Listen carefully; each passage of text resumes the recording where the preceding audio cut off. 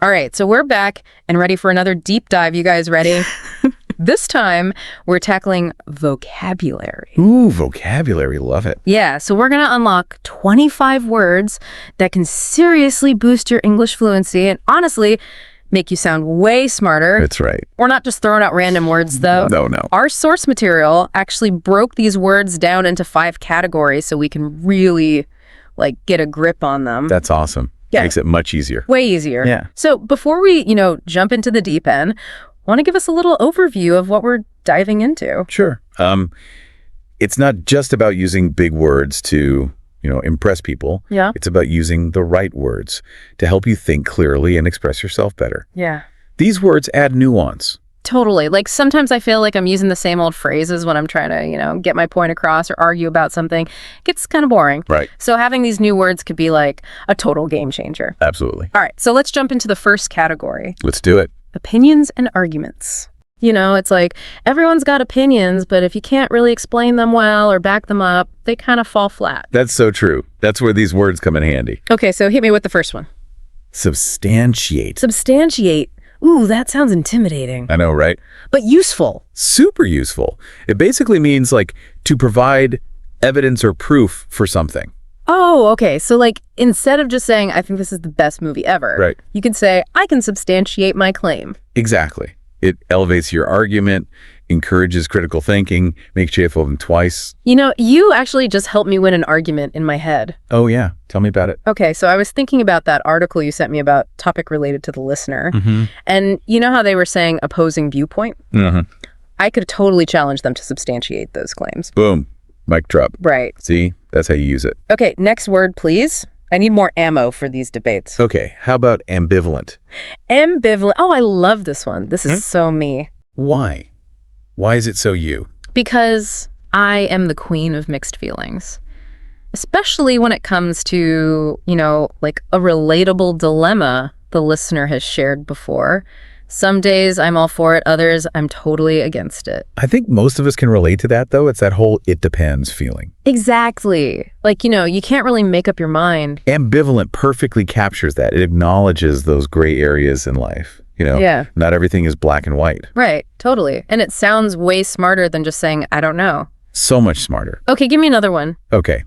Plausible? Plausible. Okay, now I always mix that one up with possible. Yeah, I can see that. There's a subtle difference. Help me out. Possible just means something could happen. But plausible implies that it's actually reasonable to think it will happen, based on the evidence. Okay, so it's possible I might win the lottery tonight. But it's not very plausible. Exactly. Yeah. Unless I buy a ticket, then maybe it's a little more plausible. Yeah, maybe slightly. Okay. That makes a lot more sense. Good. What's next? How about refute? Refute. Okay. Yeah. That sounds kind of intense, like something you'd hear in a courtroom drama or something. It is a powerful word.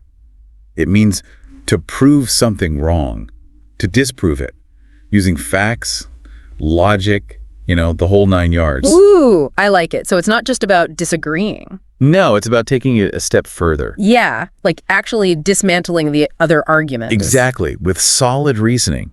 You think about those online debates, where people are going back and forth, they're trying to refute each other's points. Oh, yeah, that makes sense. I see it all the time. All the time, right. And it's important to use this word strategically. It's not about shutting down conversation, It's about pushing for deeper understanding. Oh, I like that. So refute, but don't be rude. Exactly. Okay, that's a good one. All right, so we've got some serious firepower for our opinions and arguments now. Yeah, you're ready to take on any debate. I know, right? I feel so much more articulate already. That's the goal. Okay, ready for part 2. Let's move on to describing people and emotions. All right, let's dive in. Okay. We're going to explore how these words can help you understand yourself and others on a much deeper level. All right, so part 2, huh? Advanced words for describing people and emotions. That's right. Okay, I'm intrigued, I gotta say. Lay it on me. What's the first word that comes to mind? Well, let's start with resilient.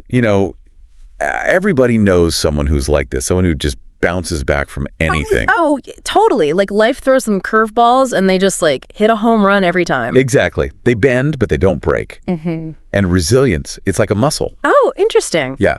The more you use it, the stronger it gets. Yeah. Think about your own life for a second.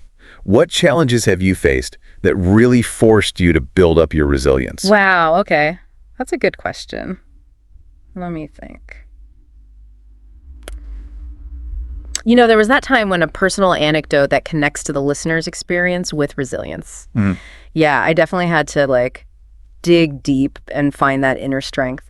We all go through those moments, but it's how we bounce back, that really defines us. Totally. And I think recognizing that in ourselves and in others can be super inspiring. Absolutely. Okay, so resilience, that's a good one. What about something a little less positive? Okay.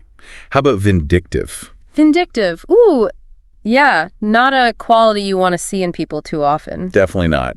It describes someone who's driven by revenge. Yeah. They want to see others suffer for things they think they've done wrong. It can get pretty messy. Yeah, holding on to all that anger and resentment, that can't be good for anyone. Nope, not at all. Okay, let's move on to something a bit more uplifting. Okay, yeah. What about charismatic? We all know those people who just light up a room. Oh, yeah, they've got that certain something. Right. It's not always about looks or what they say. It's more like their energy. It's true. How they make you feel. Totally. In charisma, it can be a bit of a mystery, It's like a magnetic pole, right? Exactly. They make you feel good just by being around them. I know. And I always wonder, is that something you're born with or can you learn it? Well, some people are naturally charismatic, that's for sure. Yeah. But I think you can definitely cultivate it, Interesting. Yeah.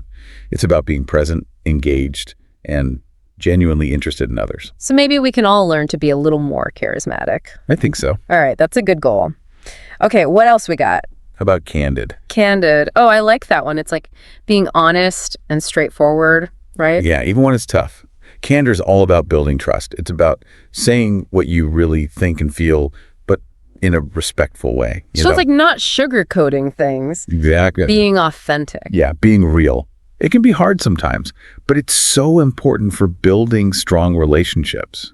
Absolutely. We could all use a little more candor in our lives. I agree. Okay, so we've covered resilience, vindictive, charismatic, candid. It's quite a range of emotions and personality traits. It is, isn't it? But it's just a taste of what's out there. I know. I'm ready for more. What's next? Well, how about we move on to some words for describing situations and events? Ooh, okay. Bring it on. All right, part 3. What have we got? Advanced words for describing situations and events. Ooh, this sounds interesting. Okay, what's the first word that jumps out at you? Precarious. Precarious. It makes me think of those moments where you're one wrong move away from complete disaster. Yeah, you got it. It conveys that sense of instability, like you're teetering on the edge. Oh, totally. Remember the time I told you about when I was relatable but slightly risky situation the listener has shared before? Okay. That was precarious. Totally precarious. Heart racing, right? Oh, big time. But precarious can also be used for more serious stuff too, right? Of course. We hear it a lot when people talk about the global economy or those political tensions between countries. Yeah. Yeah, it definitely adds a sense of urgency. Things could go south really fast. Exactly. Okay, what's next? Imperative. An imperative. Okay, so that means absolutely necessary, right? Yep. It's not just a good idea. It's essential. Oh, okay, so breathing is imperative. Exactly. Or stopping at a red light. Pretty imperative if you want to avoid an accident. True. Makes it sound way more serious than just saying important. It definitely raises the stakes. Okay, love it. Give me another one. Okay, how about arduous? Arduous. Ooh, that sounds tough. It is.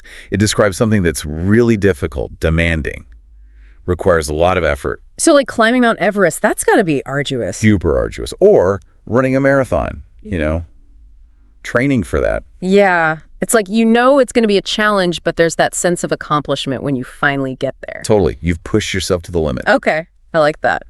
What's next on our list? Ephemeral. Ephemeral. Ooh, now that's a beautiful word. It's always been one of my favorites. It's pretty poetic. It captures that fleeting nature of things, Those moments that are gone too soon. Exactly. A sunset, a blooming flower. It's like a reminder to appreciate the beauty while it lasts. Yeah, that's a good takeaway. Live in the moment, right? Live in the moment. Okay. Last word for this category. Pertinent. Pertinent. Okay, that just means relevant, right? Yep. To the point. No distractions. So, like, if we're talking about vocabulary, discussing the latest celebrity gossip wouldn't be very pertinent. Not really, no. Unless, of course, the celebrity was known for their incredible vocabulary. Okay, good point. Yeah. But yeah, it's about staying focused, making sure the information you're sharing actually matters to the conversation. Exactly. No rambling. All right, we've covered some serious ground here. From feeling precarious to embracing the ephemeral. I feel like we've really leveled up our descriptive powers. I think so too. But we're not done yet. We've still got one more category to explore. Oh yeah, that's right. Advanced words for science and technology. I'm ready to expand my mind even further. Let's do it. All right, so let's dive right in. What's the first word that comes to mind when you think about science and technology? Well, it has to be paradigm. Paradigm, yeah. It makes me think of those moments when, like, your whole understanding of something just completely shifts. Exactly. Those aha moments, right? A paradigm is like a fundamental change in thinking, a new way of seeing the world. It's like a major breakthrough, like the invention of the internet. That was a paradigm shift for sure. Oh, absolutely. It revolutionized the way we communicate, share information, everything. And, paradigm shifts don't just happen in science and technology. We experience them in our personal lives too, Oh, yeah. Like, for the longest time, I thought a personal belief or assumption the listener might relate to. But then an experience that challenged that belief. Wow. It was like my whole perspective shifted. Those are the moments that really shape us. Yeah. Force us to reevaluate things. Absolutely. Okay, so paradigm, that's a powerful word. It is. And it reminds us that change is constant. Okay, next word, please. Keep those brain cells firing. Okay, how about anomaly? Anomaly. Now that one makes me think of like those weird occurrences that you can't really explain. That's a good way to put it. And it's something that deviates from the norm. Yeah. Like in a science experiment, if you get a result that totally doesn't fit with your expectations, that's an anomaly. Oh, okay. So like those glitches in the matrix. Exactly. Yeah. Or those moments when you're like, wait, that's not supposed to happen. Yeah, yeah. But sometimes those anomalies can lead to pretty amazing discoveries, right? Totally. They force us to think outside the box, challenge our assumptions. Makes sense. Okay, what else have we got? Feasible? Feasible, okay. Now, I know it means something that's possible, but it feels like there's more to it than that. Right. It's not just possible, it's also practical. Achievable. So, like, building a time machine might be theoretically possible. Maybe. Someday. But right now, not really feasible with our current technology. Exactly. Feasibility takes into account, resources, limitations. It's about being realistic. Okay, I get it. It's not just about what could be done, but what can realistically be done. All right, last word for this category and for our whole deep dive. I'm excited to see what it is. Okay, let's wrap things up with empirical. Empirical. Okay, that sounds very sciencey. It is. It basically means based on observation or experience. Hard evidence. So not just theories or ideas, but stuff you can actually see and measure. Exactly. Empirical evidence is crucial in science. It's about proving things, with real-world data. Okay, makes sense. Wow, we covered a lot of ground today. From opinions and arguments to science and technology, my brain is officially full. Mine too. But in a good way, right? Oh yeah, definitely a good brain full. And honestly, I feel like I could go out and have a much more interesting conversation right now. That's the goal. Like my vocabulary's gone from 0 to 100 real quick. I love it. Using these words, it's not just about sounding smart. It's about understanding the world better, expressing yourself more clearly. Totally. And who knows, maybe we'll even inspire some paradigm shifts along the way. I love that. Keep those brain cells firing. That's right. So to everyone listening, keep exploring, keep learning, and never stop expanding your vocabulary. Thanks for joining us on this deep dive, and we'll catch you next time for another adventure in language and learning.